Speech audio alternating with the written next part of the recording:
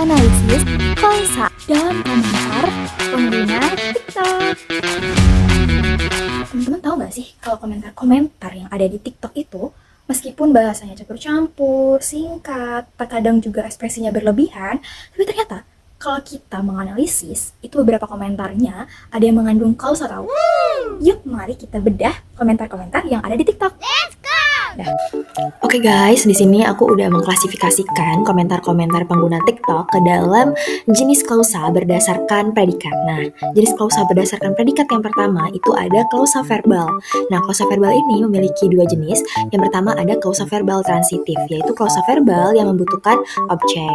Nah, contohnya yaitu engine memperkaya orang kaya. Analisisnya, engine berfungsi sebagai subjek. Memperkaya berfungsi sebagai predikat dan orang kaya berfungsi sebagai objek.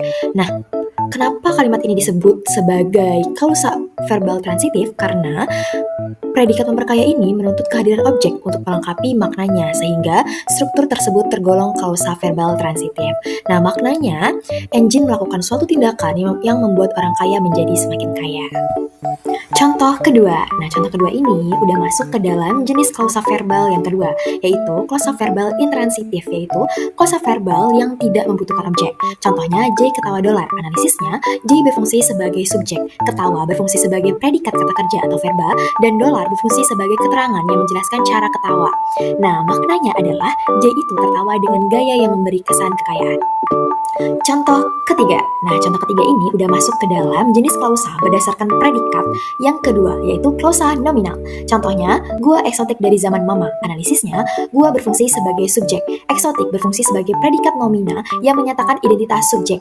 Dan dari zaman mama berfungsi sebagai keterangan, yaitu menjelaskan lamanya identitas tersebut.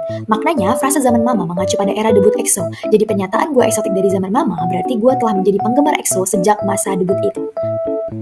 Oke guys, jadi kita sudah memasuki jenis klausa berdasarkan predikat yang terakhir di analisis ini, yaitu klausa adjektifal. Contohnya, aroma maninya kencang banget ya pemirsa. Analisisnya, aroma maninya berfungsi sebagai subjek, kencang banget berfungsi sebagai predikat yang berupa adjektiva, dan ya pemirsa merupakan interjeksi. Maknanya, ungkapan aroma maninya kencang banget ya pemirsa, itu bukan makna bau secara literal, tetapi tanda sosial yang menunjukkan kekayaan.